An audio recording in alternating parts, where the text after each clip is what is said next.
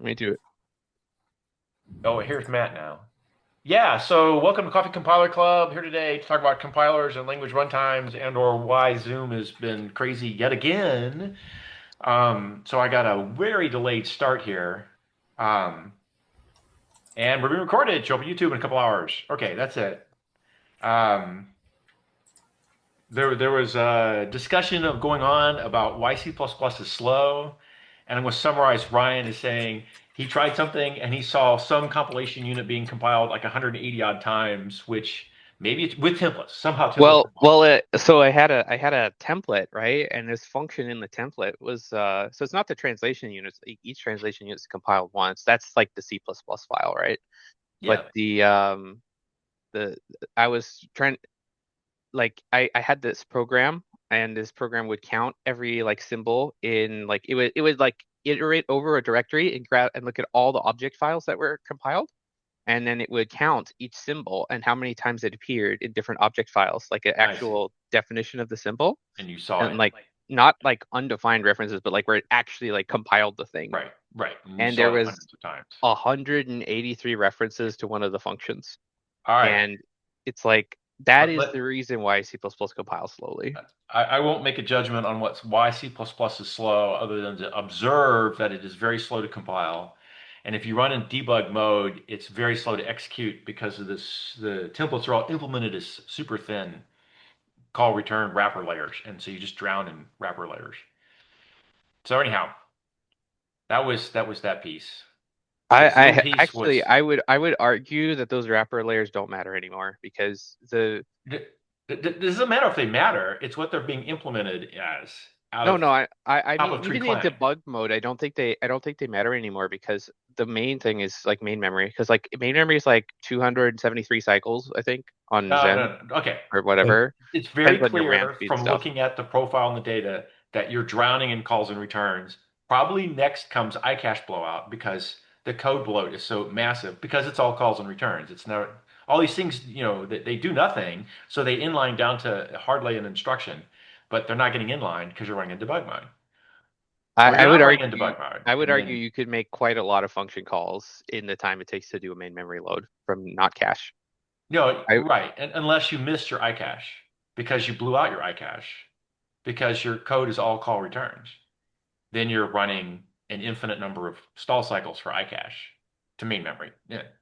Okay. I don't want to really talk about why C++ is slow here without sort of doing a professional job of analyzing what's going on. It's very clear that it is slow to compile, and your options are then bad debugging, run without debugging info, or run with debug info, but it's super slow to execute as opposed to super slow to compile, both of which become true in debug mode. Yeah. You could also do what my company's team seemed to do, which was just put tracing everywhere and leave it there all the time. Yes. Well, that was a lot of good going on as well. And I turned off a lot of tracing things to get it as fast as I just mentioned, which was not fast. Right. Yeah. So But it's you asked really, why I got frustrated. That was the dev environment was so bad. yeah, I always found that incredibly infuriating because, like, how can you Right. debug anything when the trace lines you're looking at are separated by thousands of lines of garbage you're not interested in? Right.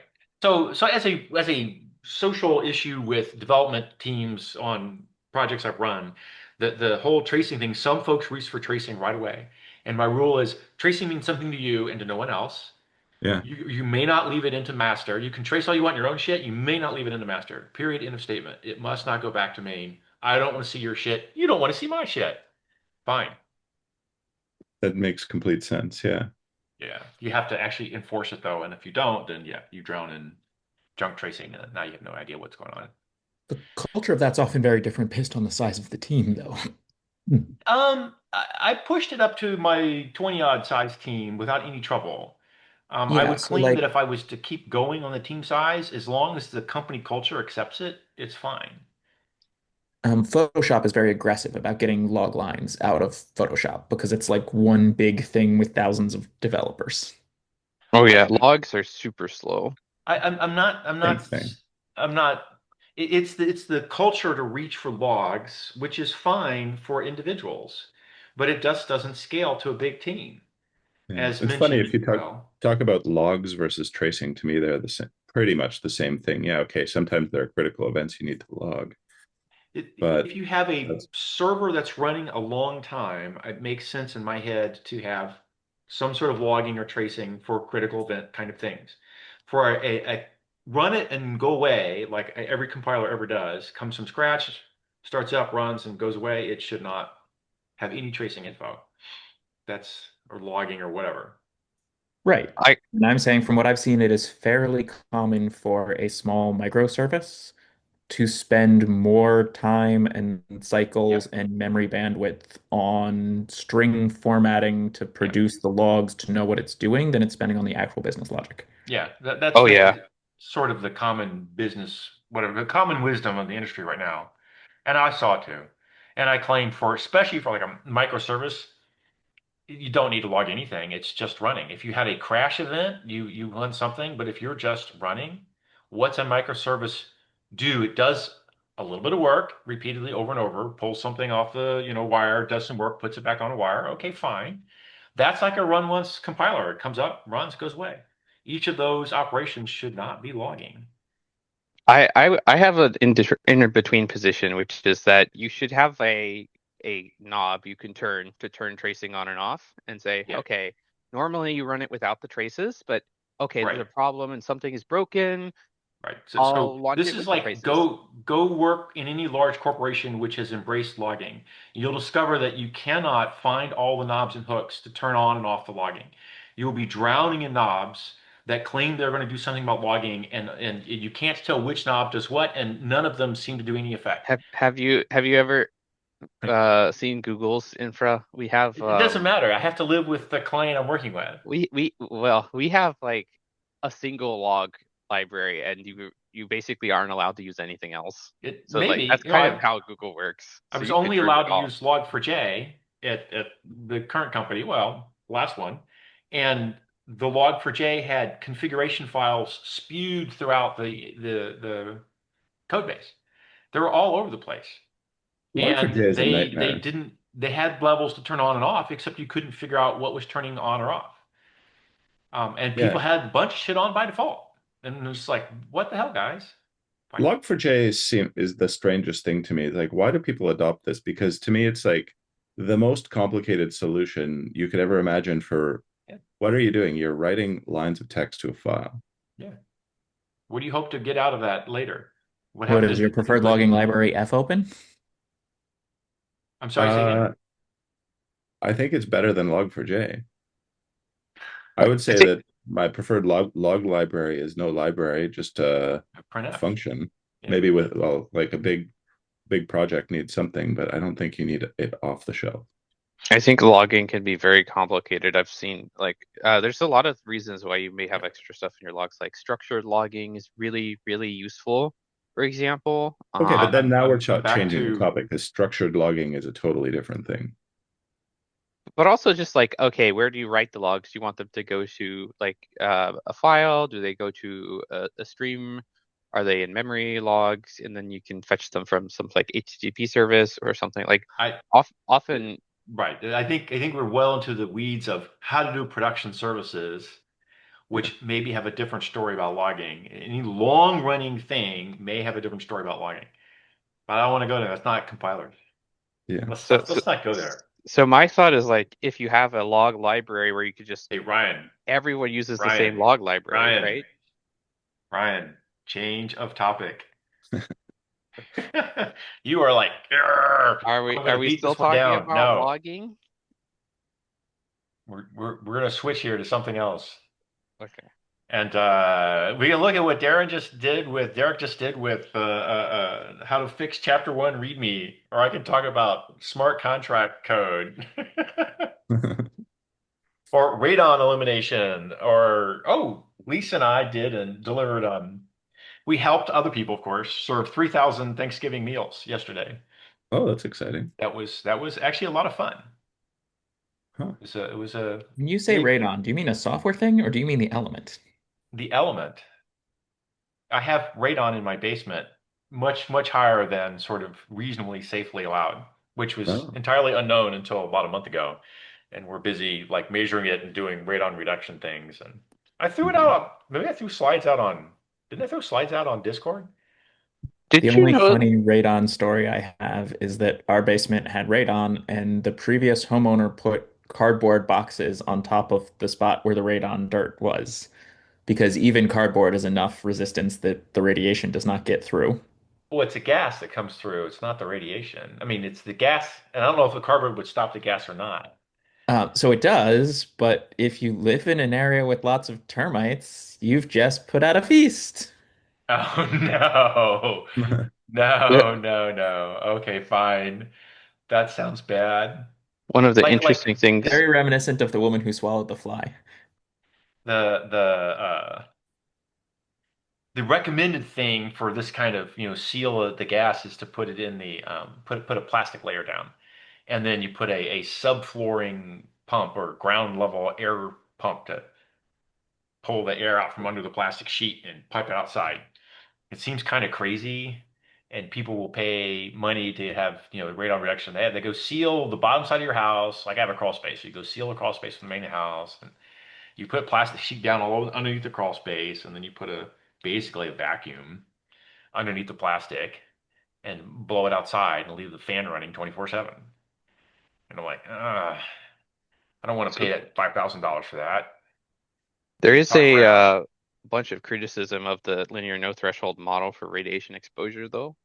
Is basically, I mean, there were some videos about this on YouTube from some content creators as well recently, where they were talking Oh. about, basically, a lot of like the way I'm going with the current EPA recommendations and whatever my radon detector says. And EPA recommends a certain threshold as do something, action. No amount is any good because it's just radiation.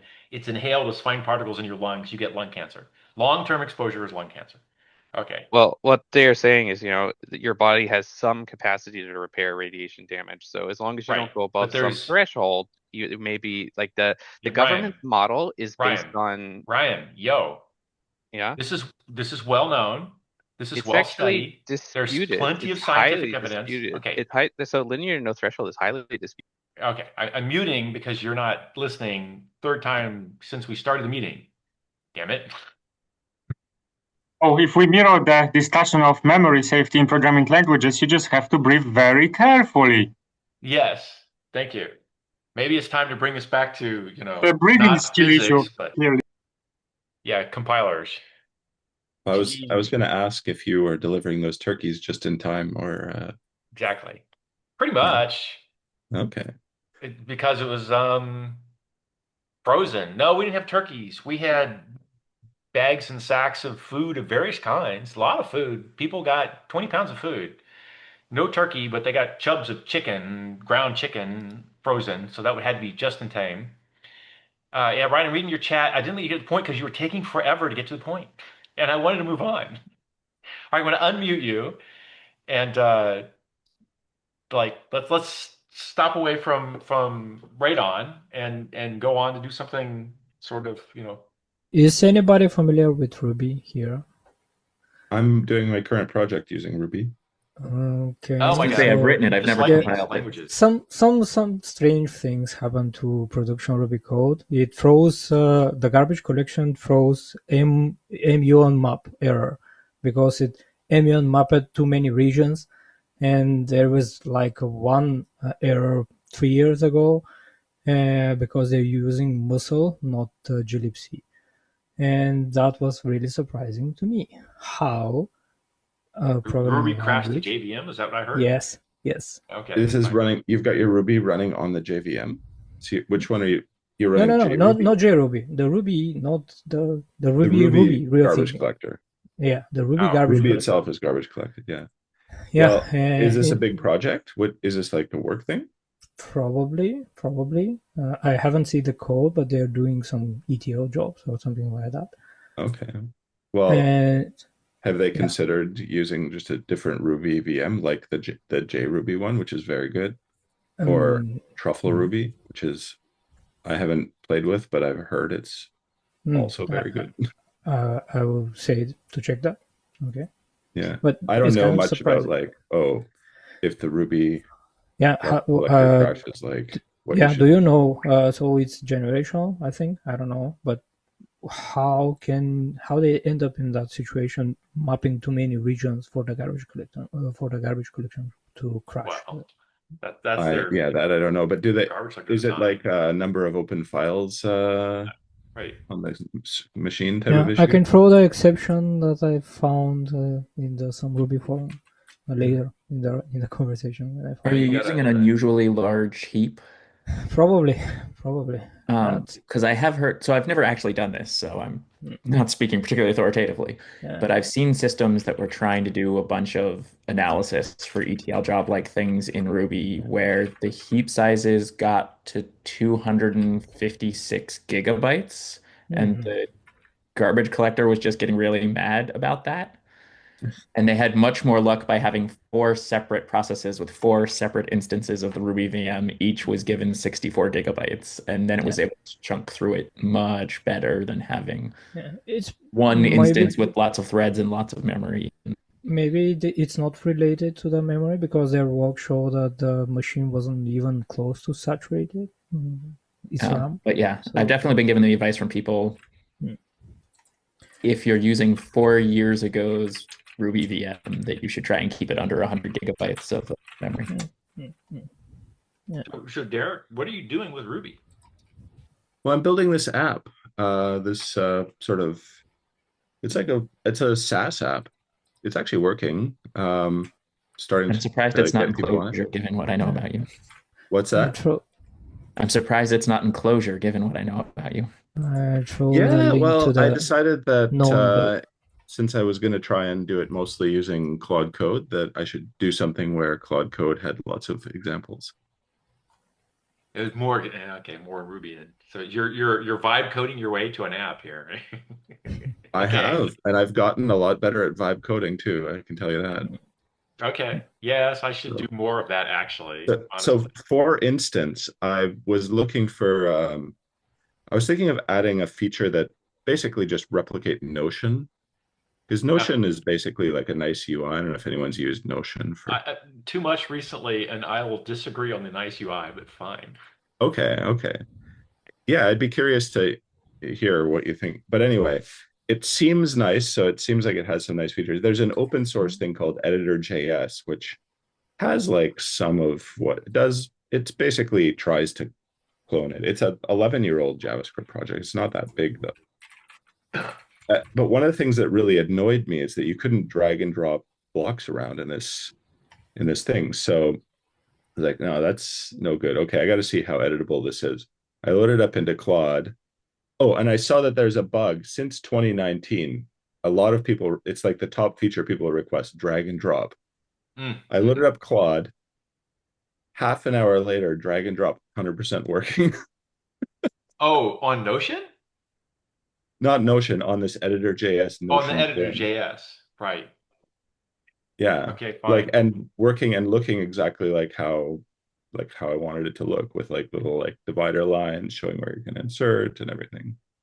Okay. Well, there So you go. yeah, like but I've sort of figured out how to make it work pretty well. So anyway, it still requires me to review a lot of code, but I don't write so much code. Sort of like when I was managing a team. There you go. Yeah. Yeah, fine. I had that conversation with someone once where I was like, there's some subtle nuances to how you prompt AIs to write code. And his response was, there's some subtle nuances to how you prompt coworkers to write code. It's completely true. And what you allow and what you don't. And also, one of the things I learned, which was surprising, but has been very effective, is that it learns from the example of your current code base. And so if your current code base is a mess, it will produce more mess. But if you go, so I went through at one point, it was becoming messy. This is like several months ago, and I just aggressively cleaned up absolutely everything. I also deleted every comment, every single line of white space. So there was no white space lines anywhere in any of the code, which is not how I prefer code, but I just really didn't want it to keep on adding ridiculous amounts of white space everywhere. And it just follows that pattern now. It's like writes nice tight code with no comments or white space.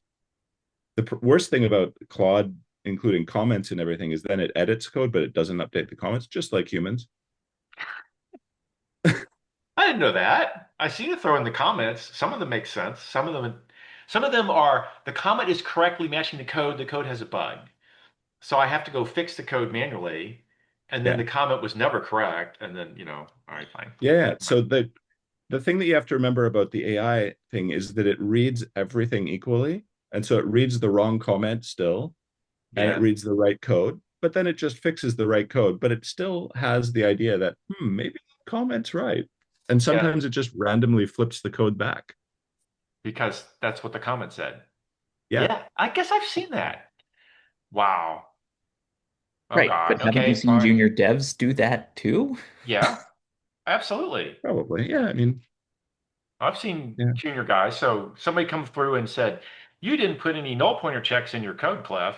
So I added them everywhere. And then I didn't know what to do with them. So with a null pointer got thrown, so I had to throw catches that did anything useful, nothing, whatever. And I'm like, the JVM will have null pointer checks already involved. If a null pointer happens, it's dead. Don't catch. Get rid of them all. So most went away, a bunch remained, and then for the next 2 years, I had junior guys come to me and say, "What do I do if there's a null here? There's a null pointer check, but what do you do?" And it's like, "Oh God, another one! Get rid of it." That's when you have to grep the code base. Yeah, the unwind of the mindset of I checked for null, so it must be possible to be null. No, it was never possible to be null. The guy who put it in the first place didn't know. The What's correct invariant is it shall not be null. Which you nowadays, I guess you put at not null in everywhere, and that just blows up things. But it's your best, at least in Java, it's your best bet to go declare your Yeah. intent. There's what are your there's thoughts another really on weird thing that Claude loves to do, which is say, "Oh, I've made this change, but I've also made it backwards compatible, so the previous stuff also works." It's like, no, I don't want to. So I have all this explicit write up about how I hate backwards compatibility. It's the Yeah. thing that I hate most in my life in the Claude.md, so that it really is like very worried about backwards compatibility, and it apologizes if it even considers it. have you tried Junie? Oh, oh Have my you tried God. what? All right. Junie, it's similar to the other like AIs, but it's the one by JetBrains. I've had really good luck with it compared to the other ones. What's it called? Junie, What? Junie, I'll type it. Yeah, type Uh, it. I'm spending so much on Claude that I can't afford to try anything else. Yeah, Yeah, so the Claude's the thing that most was expensive one though. uh, Yeah. when I was in grad school, I worked on this funny radar platform that had a bunch of layers to it that were written in different decades. Yeah. And one of the things that was very helpful when you have a code base with lots of grad students who have no context because they get replaced every 2 years, a bunch of the functions had this big comment at the top that was like, this is code from the 90s. Do not learn patterns from it. You are welcome to look at this code to see what it does, but do not do these things anywhere else. Yeah, well, fine. And at least for grad student Aaron, it was very helpful to have instructions at the top of the file that said, don't learn from this one. I wonder if we're going to end up in a similar place for the LLMs, that you just have this file that's like, we're not touching this file. It is what it is. It's not worth the risk to change it, but do not learn any lessons from this file. Thank you for your attention. Yeah. That's pretty funny. It's so easy to port code now with LLMs that sort of like, well, just modernize the code, takes a few minutes. Is that what you're doing when you do this stuff? You just go grab to make a clone of the code and then tell it, No, okay. I mean everything is off the shelf. I mean everything has been like I've coded everything myself in this app, but the the thing that this library that I found is so similar to what I had pictured building that I was like, well, I might as well use this open source Apache licensed library. It just needs, despite, its 11 years and ridiculous number of commits over the years, it has 500 open bugs. And I was like, so I spent a bunch of time last night testing it out. And I was like, can I implement a feature in this? And I found somebody who seemed to be on the same page, because one of the things I always do in GitHub is I look through the network view and see if anyone else is doing something like Yeah. way ahead of the project. Yeah. And I found somebody who had, and he's like, oh, he updated the test suite. He fixed all the lint errors. He updated the dependencies, some of which were like 8 years old, which in the JavaScript world is very outdated. Yeah, it's pretty old. Yeah. And so I merged all that stuff in, and so we'll see. But I'm still debating whether I use this thing. Because also like not so complicated. Could probably just do it myself. But most of the thing is the point of the thing I'm building is that it's kind of like a chat interface, but you type say what you're working on, and then it captures all of the tasks, sort of like it creates tickets, updates tickets, creates projects, sets up dependencies between things, and adds comments and stuff to everything, and then it's all managed, but just it's surprisingly little writing that you need to do to like update the status of where you're at in a project.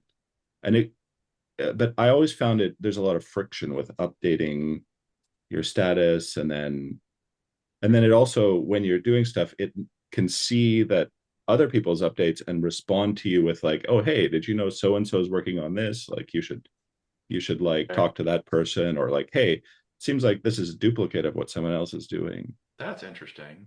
So basically, I'm trying to fix all the things that were screwed up in my last company through software.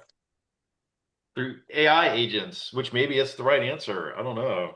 I mean, there was a I running find there's a joke lot of that friction in these. that like our management could probably be replaced by GPT-3. Yeah, it wouldn't replace, but I would just not hire if that's going to happen that way. Yeah. Be interestingly Well, exciting. it's never got beyond joke, but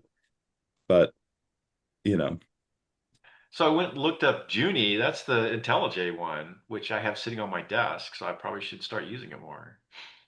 Yeah, it's very good.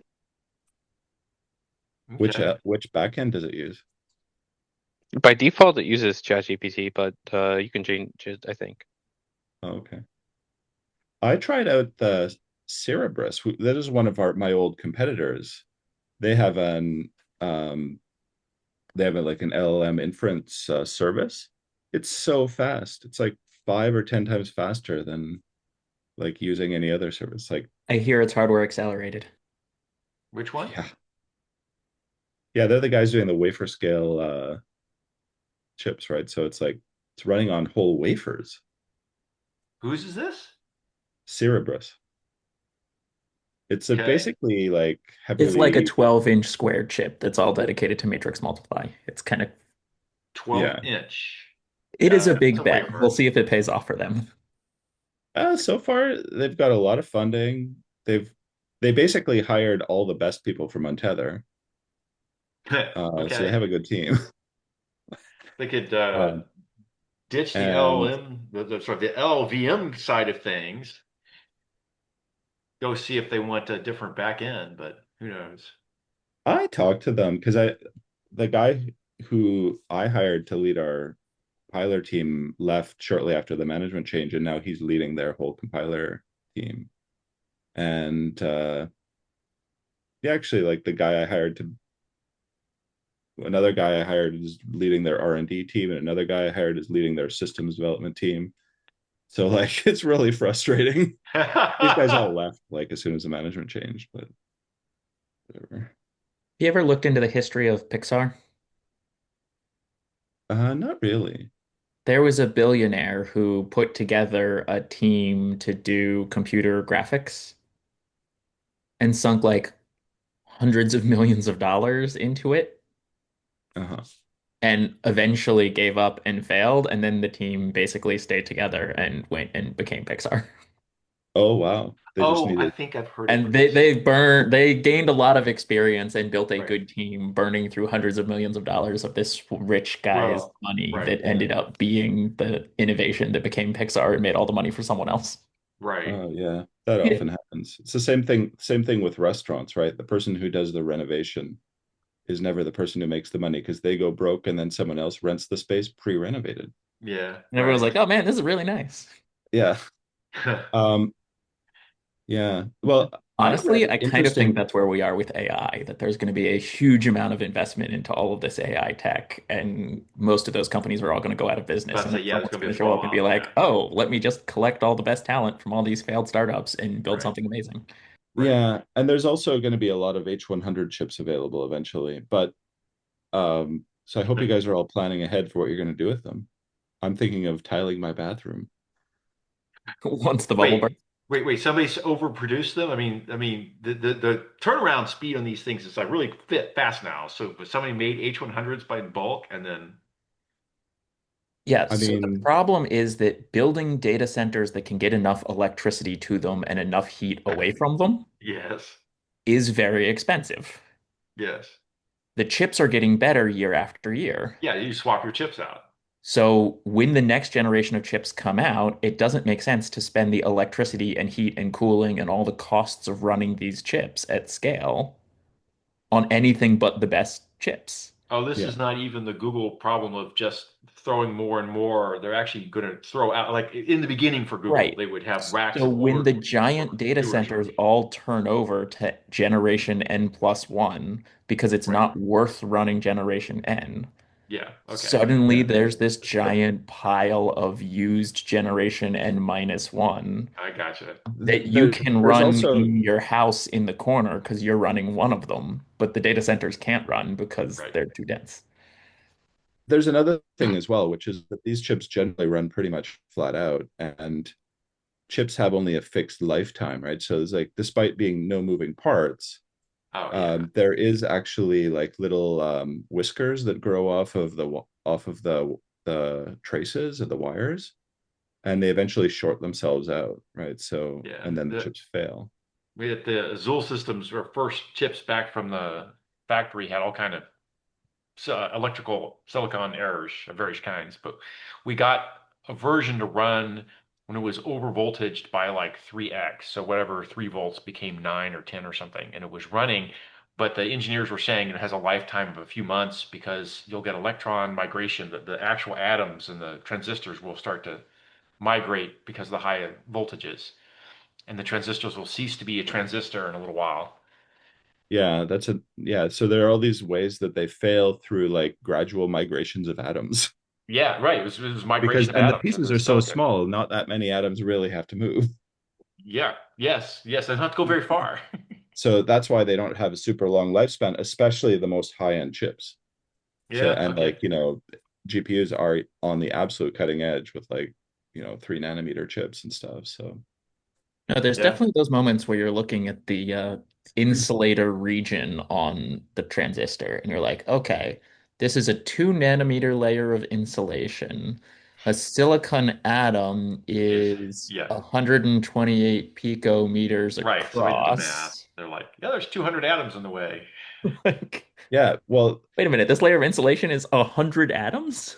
Yeah, yeah, exactly. and it's like, oh yeah, and this was created with vapor deposition, whatever they call that, in a few minutes. Yeah, yeah. All right. So you think I should tile my bathroom with H100 chips when the rollover happens here? Yeah, well, I mean, it would be Or fun at least to buy use 10 them, but of I don't know them that how you can much put life they'll have. spaced out on a desk so they naturally air cool and start experimenting. Yeah. But Yeah. the other interesting thing is that like some of the advances have been in like cooling. And so as far as I can tell, like a lot of data centers are like totally water cooled now. And so you have chips, like you just don't have the energy constraints on chips like you did. So that was one of the problems that Untether had. Like we came into this business with the idea that you wanted to have like a powerful chip running at 40 watts, and we built that. But at the same time, the industry went the other direction. We're like, no, no, no, we've got a chip that's, Yeah. at 10 watts, 5 a watts, 3 watts. thousand watts. No, they're like, it can be at Oh, 2,000 watts oh because we're no. gonna we're They go the way. gonna cool it so efficiently. Really? I was thinking you're going to go for low power consumption, low heat. You're saying no, they figured the cooling out.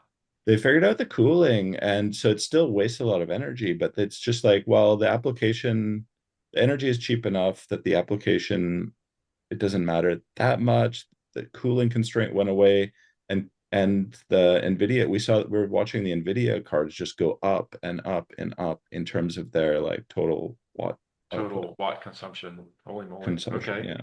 Yeah. I mean, eventually flops per dollar is going to have to converge to flops per watt.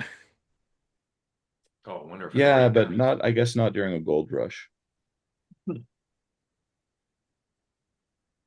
Well, somebody's thinking it's gold. Kind of feels like we're in a gold rush. Yeah. Whatever you get gold out of it in AI for. Anyway. Anyway, fine. Yeah. So A fine howdy do. yeah, I'm trying to build this thing. It's coming along well. I don't know. It sort of works. I built the first phase of it, and now I'm building the second phase, which is like capturing documents. The conversational part works pretty well. Hmm. Okay. Interesting.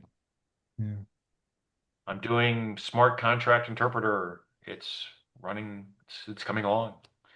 Mostly the weird things are like 256-bit math needs add, subtract, multiply, divide with carries and done relatively fast. So you don't want to switch everything to big integer and switch it back. Didn't you do this with making 64-bit math out of 32-bit math already? Yeah, but now it's Inside the JVM? 256-bit math. So I'm doing it out of 4 longs.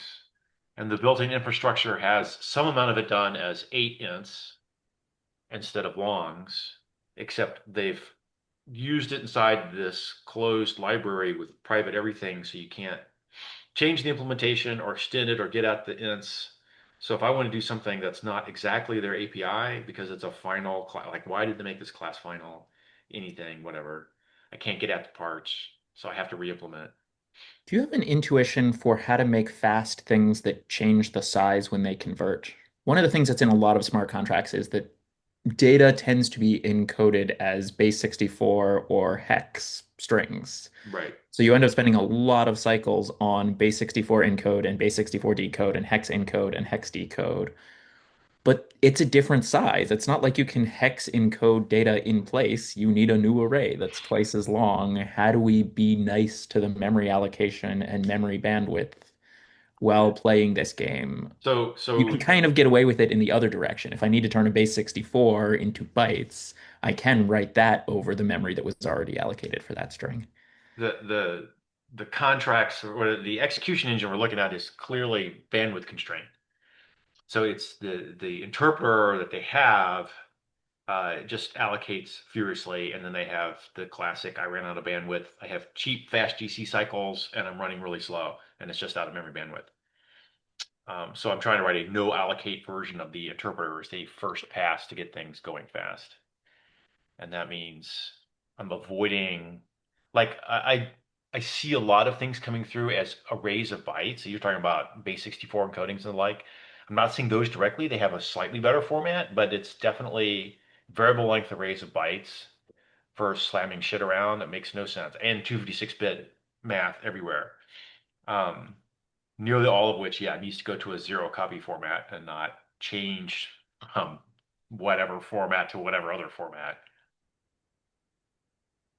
There's Yeah, I mean, you definitely run a across a lot of lot of these things that are like, it's a variable length int.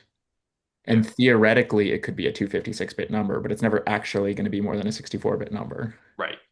About half of the ints I'm looking at are only ever small things. They would fit in a 32-bit int. And about half are really representing like cryptographic hash strings or account IDs or something, and they're much larger than a long. But like most contracts have these inputs that are arbitrary length byte arrays that have 4 bytes in them. Yeah, right, right. So I'm hoping I'm not going between contracts yet as a thing. So within the one contract, I'm getting out of that into something reasonable and I'm computing and then going back. But then there's the next one that says this contract talks to that contract and I want to optimize across the border, then yeah, I'm going to be paying attention to how they're passing between contracts. It's just a different compiler target. It's a little weird target. Have you done simple things Uh, like watch the thing run and just count every interpreter instruction that has been executed and see which ones are most common? And well, I mean, it's just what you did with Hotspot. You profile at some point, and then you flip over to generating code that does something more sensible for what the profile says. So if it's this input is all, I only ever see it as a single integer, 32-bit integer, although it could be something giant, then there's a fast path, slow path cutout. So you have the default interpreter works everywhere, and then you have a JIT something, just unroll the interpreter loop and put a bailout to the slow mode if you exceed your whatever. So there's like classic optimizations here. JavaScript does this all the time. Java didn't have to, but it's the same thing that Java did other things that class hierarchy analysis had fast paths, slow paths, cutouts all over the place. So something to do. And they're very excited to have it done. So we shall see. and in theory, it should be a little easier for you to get the data. Like one of the impressive things that Sun did was it managed to put together a remarkably diverse pile of programs from places so that it could run the benchmarks every night. In theory, People you can write just code. grab every Yeah. contract that's in the chain, and there's your most important programs. Yeah, it turns out that so like they're heavily weighted. There's like a handful of contracts everyone does, and then there's every newbie who wants to play the game of writing a contract, writes a new unique contract and runs it exactly once. So there's definitely a bimodal distribution, and we'll obviously optimize the contracts that represent high volume. There's So like your performance test suite just start at the beginning of time and run every contract in the entire chain until today. you could, but like I said, many of them are run once, and you shouldn't do anything except interpret them. So there's a correctness test. But yeah, but performance, what do you do with performance? Apparently, it's the swaps between different flavors of Bitcoin contracts run the millions a second kind of rate, or at least hundreds of thousands a second kind of rate. And those are the ones that you want to go fast. And all the run one once, I'll just interpret, which I would anyhow, because it doesn't make any sense to JIT something if it's going to only run once. Which chain is this on? Which chain? Yeah, blockchain. Hashgraph. Hashgraph, Hedera, hbar. Oh, okay. It's Ethereum contracts, but with a better, uh, with an asynchronous Byzantine fault tolerant protocol between the nodes. So it's a more secure protocol. It's a faster protocol to do cross node, whatever, security proof of whatever. And then the execution had been just cut and paste the open source Ethereum execution, and everyone had widely admitted it was really bad. And they had done some hacks to add some new features and run a little faster. And then I'm in now, and I'm looking at it like, yeah, there's a lot of room for improvement here. So fine. Nope, you're muted, Derek. So that's good. Makes it easy. Yeah. Or easier. All right. Anything else compiler-ish? I used to talk to students about software projects being like whittling a horse. If you see someone who's got a block of wood, 40 seconds into whittling a horse, it's gone from that's a block of wood to, oh, that looks like a horse. And I'm yet, sorry. it That's could take you 3 months of making these subtle little, oh, I want to get this hair on the mane to I'd say it takes a lot more than a couple hours to make a block of wood look like a horse. um, and it's like that's kind of true with software also. You can sit down with a brand new project, and at the end of 2 or 3 days, someone can look at it and say, ah, I see what the point of this software is. Okay, But to fine. get to the point where you've actually sanded it and polished it and got it Yep. to the place that is good could take you 10 years. Right, right. Yes. So my interpreter was running something sensible from the day I started to about 2 weeks later. It's being reasonable and looks like an interpreter.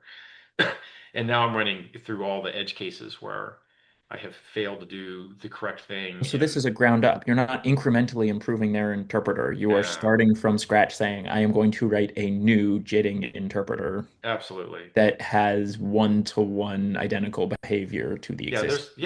Just like Java, there's a large test suite both of pre-existing code, but also actual like TCK-like tests.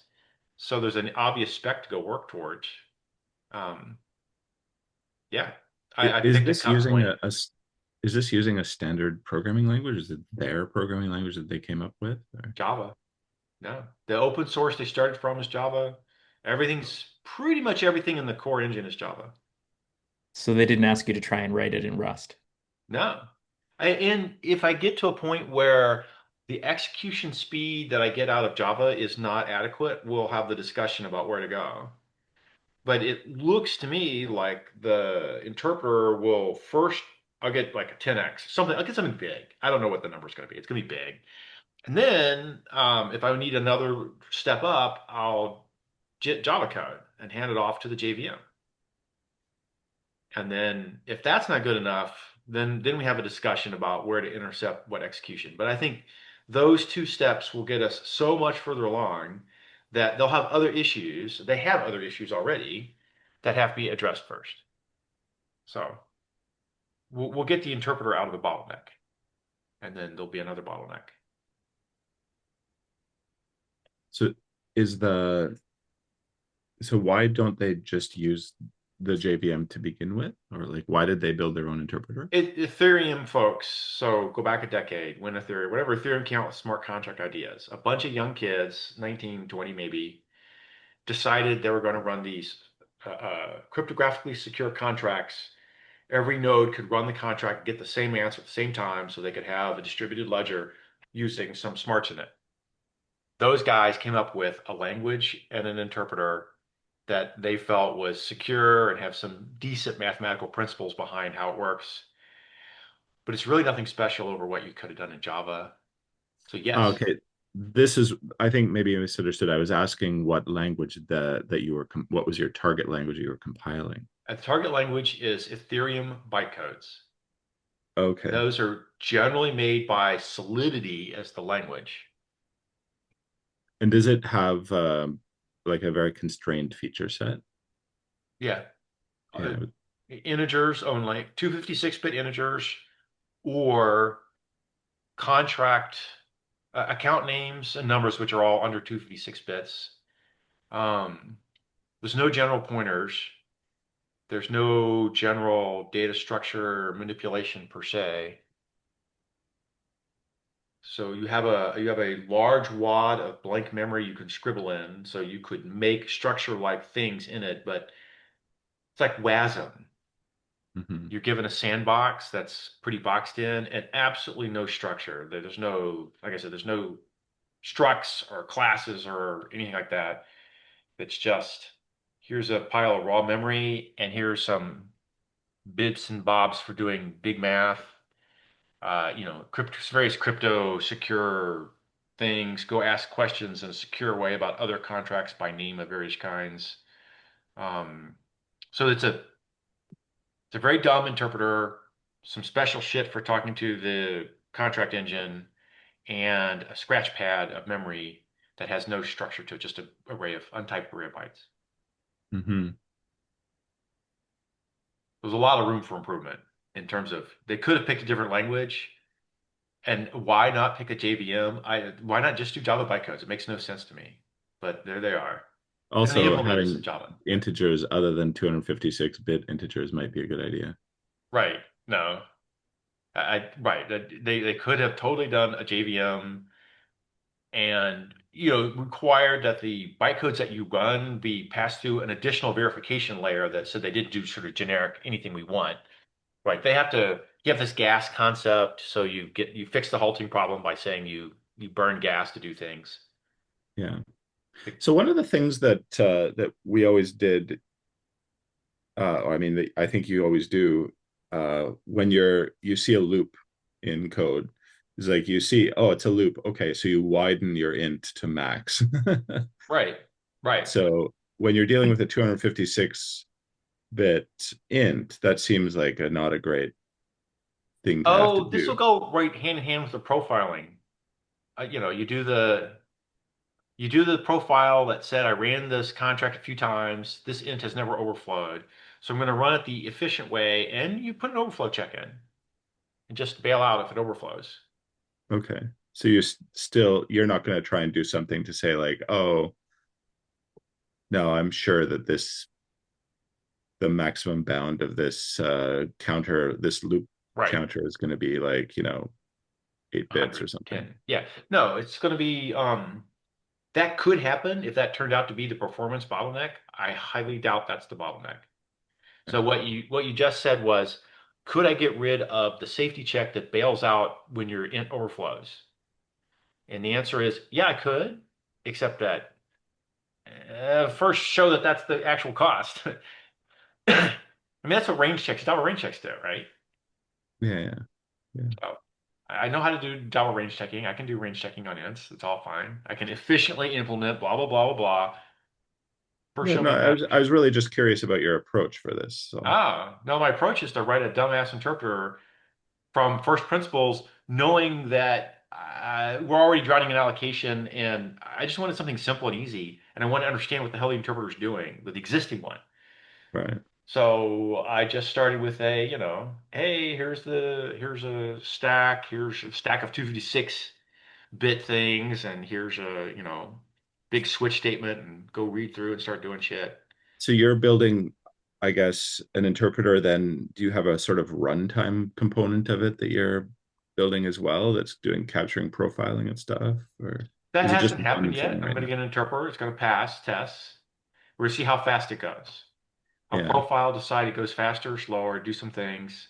Then we'll make a big call. Are we going to JIT or not? Or is I something else see. the main bottleneck? If we're going to JIT, there's profiling. I And see. then, Okay. and then we'll add profiling in. So as a staged thing, it'll be get Yeah, it going faster because there's a huge amount, like I said, a huge amount of performance left on the table. I'm gonna tighten the interpreter up a lot. yeah. Um, then that'll be fast enough or it won't. And if it's fast enough, I'm done. And if it's not, then we go to the next step. Hmm. It's like, do you know performance optimization for its time kind of thing? Uh-huh. So, yeah. And meanwhile, company's fun to work with. It's a whole lot less, I want to say, business stickler than where I came from. They're a lot more friendly. And, I don't know, having a good time. This time I very much made sure I knew what I was going to go do. And it was something I'm very good at. And I'm like, okay, I'm not Right. going to get told to do this. And then when I walk in the door, get told to do that. So, fine. Right. Yeah. Oh, hey, by the way, you know, I've brought up this topic a bunch of times, and I just still like have this curiosity about the concepts behind MLIR and your thoughts on that. And I'm wondering if you actually managed to get out from underneath dealing with the annoyingness of the, dev Right. environment to actually. I never got to where I programmed MLIR in anger enough to get a sense for where it was supposed to be good. I have a high level concept of what they're trying to accomplish. I would accomplish that a different way. Well, yeah, and that different way is what I'm really interested in. Oh, well, they needed they're using it. So there's a couple things that I didn't try problems that it's trying to solve that I've never tried to solve before. And that would be let other people define compiler-like intrinsics with compiler-like optimizations. It's sort of separate from the engine which runs things. So in the land of sea of nodes, there's the one little engine, and the one little engine says, I have a work list, I pull a node off, I call the idealize, he puts his neighbor, something changes or not, and if it changes, neighbors go on the work list, lather, rinse, repeat until it runs out of things to do. With a little bit of care about being monotonic, you prove that it's linear and fast and it completes and blah, blah, blah. Okay, so now suppose that uh, uh, I'm stepping up from doing sort of small functions to large things where I have inlining decisions. Inlining decisions are very much nonlinear. And so what do you do?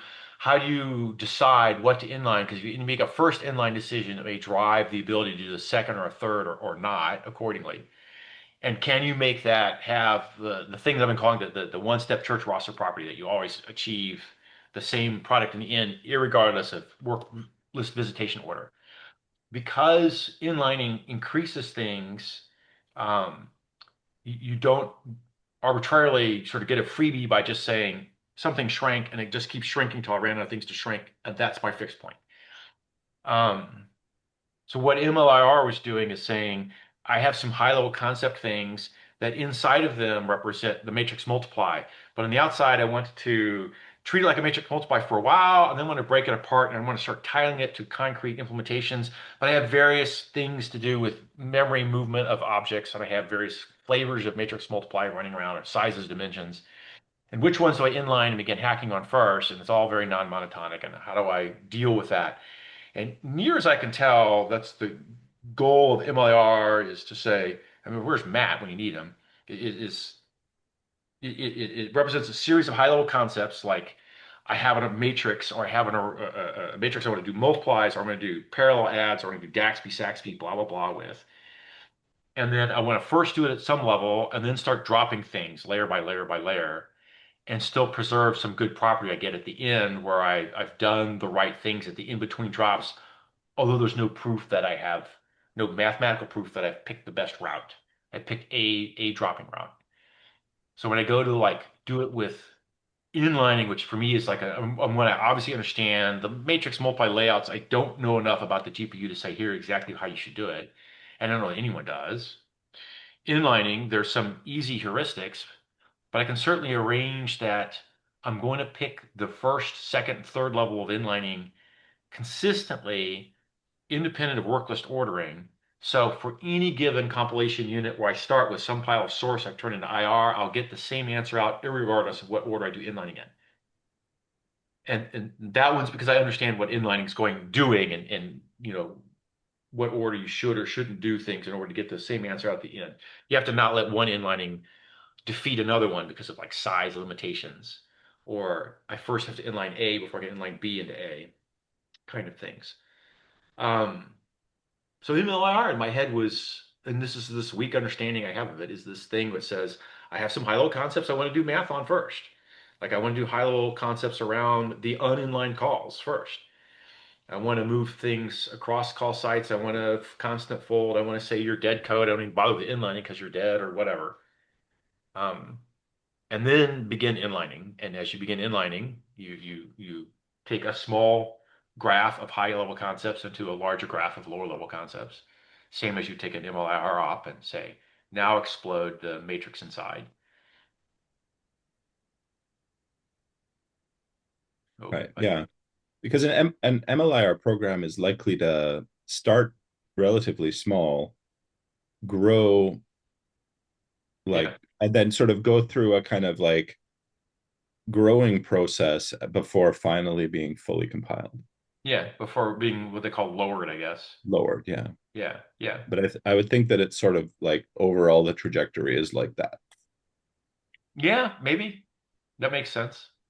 In my mind, that concept seems to do a lot of delaying when the MLIR should be lower than anything else. You just delay that and you treat it as a concrete thing long enough that hopefully you can still do some sensible things. That's what And after that, That's how I solve it. Would solve it, or we'll be solving it with inlining. I'm doing some inlining things now, but sort of the general purpose solution is going to be stall on the inlining until other things happen, mm, which will assuming presumably let dead code die and get rid yeah, of paths that are going to go. assuming something useful can happen.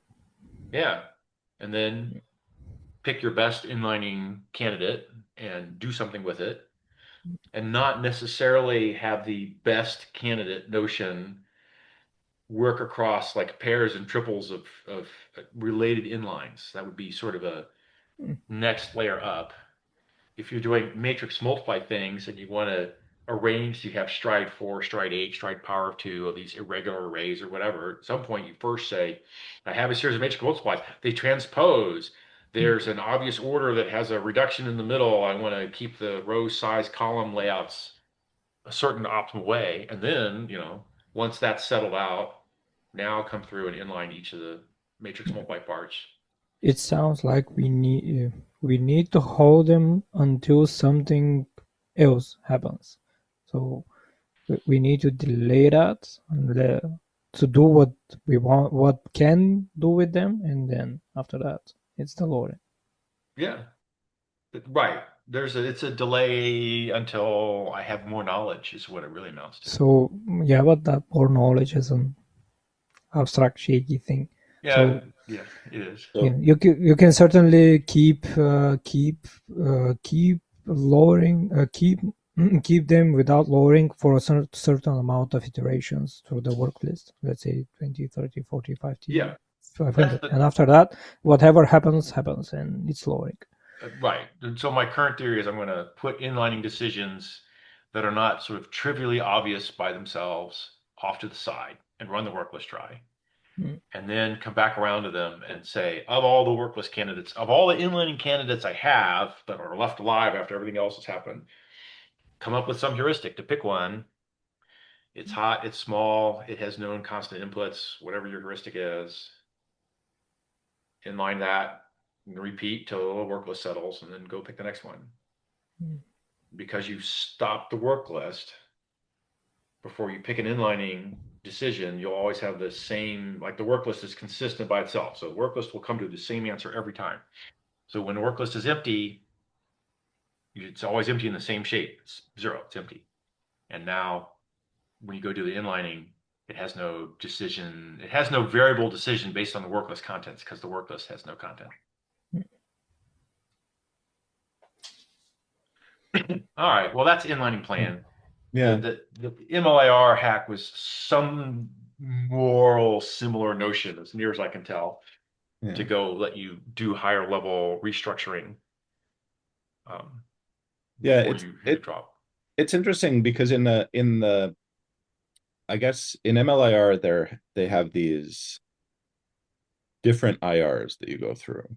Yeah. And so they're not really compatible with each other. You have to decide, okay, let's go to the next phase.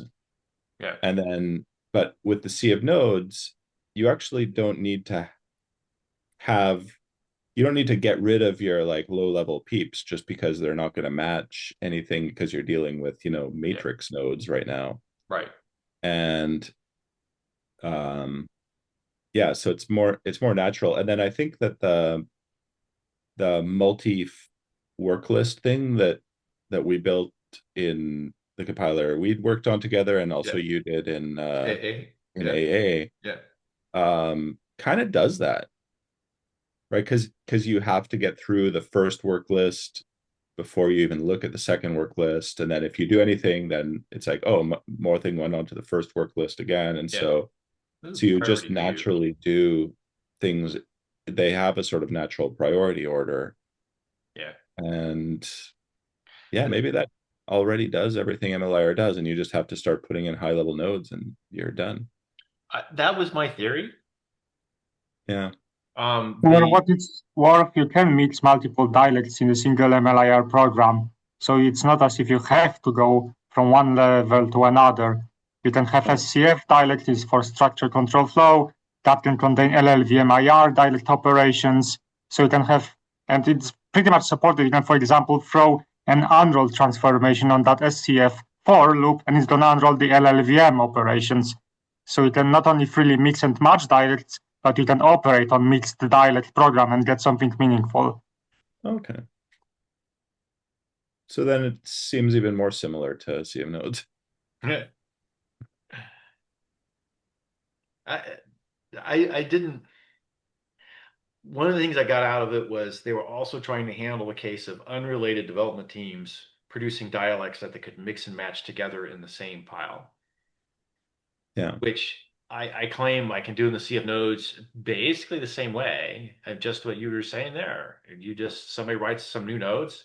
If you produce them, you did. The IR internally just does the same thing it always ever does. The graph rewrite engine does the same thing it always ever does. And your node and the original nodes can all coexist and no one cares. I certainly have, like, if I'm lowering from ideal to RISC-V, I can have mixed ideal nodes and RISC-V nodes in the same graph, the same IR, the same graph rewrite engine, all the same. Yeah. So I don't know. The thing that bugged me most about MLIR was slow development time and some bonusly complicated wrappers around everything. Everything was doubly indirect wrapped, which I felt didn't feel helpful. Yes. And then I walked Also, away. a way to deal with some people deal with the development time is to basically mix it with Python. So there's this compiler called Triton. It's both a DSL, a domain-specific language for Python. It also happens to be a GPU backend for PyTorch compilation mode when you compile for GPUs. And Triton has multiple MLIR dialects itself, but the compiler itself is a mix. Implementation is partially written in Python, partially written in C++, which I presume allows you you can actually use MLIR dialects from Python too. So you may be able to change what the compiler does without recompiling the compiler because the compiler parts are written in Python. So that's a way of dealing with the problem. Of course, then you have a code base in Python, for better or for worse. For better, for worse. Yeah, yeah. Uh, just that whole side of things felt excessively complicated. It needed I was going to say needed a champion to like thin it out or whatever, remove the redundancies and simplify it. Didn't happen. But yeah, I mean, it's such a painful thing when there get to be more and more baroque solutions to self-imposed problems. Like, well, like what this one, like, well, yeah, the compiler is really slow to develop, and that's okay. We'll develop this pass in Python and then just use it in like a cross-platform thing, and all you have to do is install Python now together with LLVM and like compile No LLVM, debugging. and then like Right. start up your Python server and set up the right socket and Something blah blah crashes blah. and now was it Like, Python but hey, my busted? development was really fast. Yeah. Everyone else is going to suffer. Yeah. No, I'm with you on that one. Fine. I didn't go that route. It's all good. I'm currently in a dev environment that is fast and easy to use. It could be faster, but it's still reasonably good. Certainly a huge step up from where I left. Yeah. But you know what? Maybe I'm just thinking lot more about this. Like maybe it is the solution. Maybe you write the Python and that's the spec, and the LLM converts it to C++. I don't know. The Claude up there yet? Give it a spec for a language or a compiler? No, it's compiler. How to write a I compiler don't know. spec. It's like you've got a fully working LLM like Python program, and all it is a straight port to C++. I don't know. Maybe. Maybe. I found it very good at porting generally. Okay. I I'm not going to be doing intend. this, I'm sorry. but this isn't something I'm going to be doing. But I'm just thinking, well, in Yeah. terms of like, okay, you've solved your problem, but if you actually can deliver a working port that, you know, like that's Yeah. correct, you've solved the upstream problem as well. So there's that. Maybe. I kind of intend to, well, I do intend to grab somebody's, I guess I'll look at IntelliJ as a Junie and run it on simple and ask for help on cleaning up the simple stuff and keeping it sort of clean and see how well it goes. So where is Simple right now? Where is that? Oh, I got busy with a new job and then Lisa's getting her knee done and then the holidays are coming. So I might have some time to work on it this holiday. I'm in the middle of doing separate compilation, which turned into doing spec for basically class init and instance initialization. What are the rules on those? That I went round and round a bunch, and finally have settled on something I think is reasonable. I'm intending to run any one seal init to completion before he starts another one if you're in the same module. If you're cross modules, I don't care. Modules aren't supposed to be depending on each other. That's the whole point. So I have some reasonable hierarchical seal init thing for doing nested classes. I have some reasonable init for instance variable init that I was sorting through. I can store and read IR and types from the .o files. And I was in the middle of doing something to do with lookups going to hunt remotely and triggering cascading. It's like Java Java C, if you compile class A and he references class B, he looks out for class B. If he finds the .class file for B and he has the type info, he takes it. And if B is out of date, B.java is out of date with B.class, he then compiles B, which maybe needs to go compile C and so on. So there's a built-in make-like behavior to Java C. And I want to have some of that flavored behavior floating around. So it's somewhere in the middle of that. It's where I left it 2 weeks ago, and I was like, all right, we're gonna go make Hashgraph work. Hashgraph's working in the sense that as a company, as a job for me, it's working. And the interpreter is well along and is currently with, easy to find, easy to fix bugs, and the spec's pretty simple. So I think I'll have the interpreter working by probably next week. And then we'll get performance numbers and figure it out. But meanwhile, I'll have time with stuff. So we've been, let's see, I did the Thanksgiving handout thing. Tomorrow, I'm probably gonna go to a Burning Man thank you party. Sunday, I have Thanksgiving with my kids, so we're gonna be cooking tomorrow and doing things Sunday. And surgery on Tuesday, that will probably blow me for the day because I'll drop her off and then I'll come pick her up after however many hours. Drive around in circles while I'm going crazy. And then she'll be, bedbound, but I'll probably still be getting chances to do things. So I'll probably be back coding again sometime late next week and over the holidays and see if I can't push Simple along here. Derek, you have promised me some good things and shown it already on the README, so I want to take advantage while you're in that zone. It'll probably take me a while to like go through, find time and do it. I went to this side project meetup the other day where I was like, oh, we're going to talk about stuff. Like, no, people just sit down and work on side projects. So I thought, okay, I need to think of some side project to do. Well, how about reviewing chapters? Well, figure out how to run Simple through Claude. Send me your prompts. I'll try them on Junie. I mean, I could, but I don't know. I thought that probably good to keep it like more or less hand done. I mean, I did all the I was doing it by hand there. I mean, Claude is pretty good at recommending writing stuff and as well. I'd seen that. I was thinking I haven't done it yet, but I was thinking could go through and help pick out improvements to spec of how things are done. And I have the issues like I have bugs that are discovered in later chapters that backport to earlier chapters, and not all those backports went smoothly or cleanly. And the different stages, I redesign some aspect of things, and the new one is not usually compatible with the old one. And now, how much do I want to backport or redesign? I don't know. Oh, right. Yeah. It could also just be like, oh, hey, we've changed how this works, and we're, as of this chapter, the stuff that we said is slightly different. Yeah, and I've had to do that a couple times. Yeah. Like the first cut is the super simple thing where I don't want only constants, so I have one argument.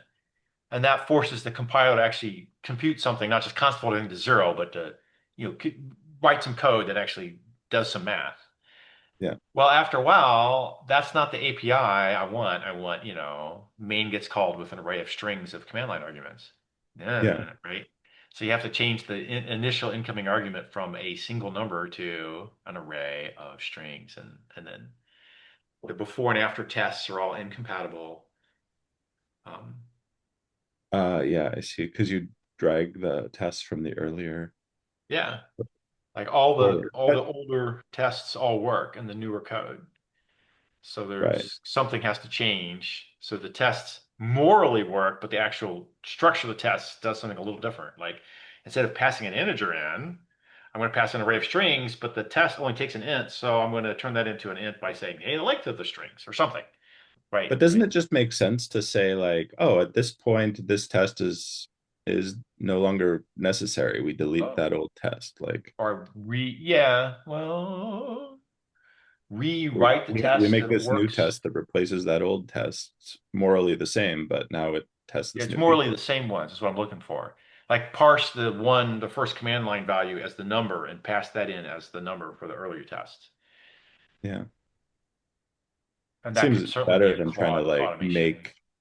make all your tests like somehow future proof so that even when you've got like a full-on command line usable language, the test from the return one chapter one is going to actually So like I've spent a work. bunch of thought making sure most of those work. Like the official language says I can open an editor, write return one, and or sysio print hello world, and that's a valid program and it just runs. Yeah. And that's the clinit for the module, for the one file, for the one thing. It's standalone one guide. It's a class, it's a module, it's a class. It's the clinit code, just runs hello world, and you're done. Yeah. That I think is a key one for getting people excited about using it, at least, or at least playing around. Yeah. Well, it's a nice thing for scripts anyway to be able to say like, oh yeah, you don't need any structure, just put some code and return the value, Yeah, exactly, even though exactly. you're not even in a function. Right, right, exactly. Yeah, and that took a bunch of thinking to make sure that you're actually in a function, you just don't know it, or how that was done, right? And then as a consequence of that, you could have the simple invoked on the command line with the entire program written on the command line in a quoted string. If you All wanted to right. have a simple scripting with a strongly typed language. Right. All right. Well, I think we're kind of meandering around here. Um, Anyway, hopefully next week I'll have. take a look at those notes of mine and let me Yeah. know if you want me to look at it in a different way or if they're okay. Enough variation in what people look at is more important. I don't have a direction like that. You said, I'm coming at it from this view, and I have some other view, and I'm going to integrate when I read what you did, which I saw looked pretty impressive, and with what I got, make sense out of it. Like, do I have an intro as a chapter? Maybe I'll make a chapter 0. That's an Yeah. intro chapter that just says, we're making a compiler. Yeah, I think so. Yeah. Yeah, okay. But like just different eyeballs looking have enough different ideas that makes a difference already. Yeah, Like cool. goals, non-goals. You listed some non-goals. Finessing the text. Yeah, which Because I is was seeing lots of things where I was like, oh, I should write this differently. It's like, no, I don't want no, to go that's there. fine. Just like think about structure and But say things like why Java? I would not have thought of to say why Java, but okay. A lot of compilers are written in C, C++. exactly. So why Java? Yeah, good answer. All right. Um, that can be done. I All right. think we'll go down. See Theodore's falling asleep as he sits there. No, I'm listening, but I'm listening for something compiler related. No, we kind Yeah, of were less compilery today than we have been in the past. yeah, yeah. No, that's fine. That's fine. All So right. okay, okay. Well, see people on Discord or next week. All right, bye.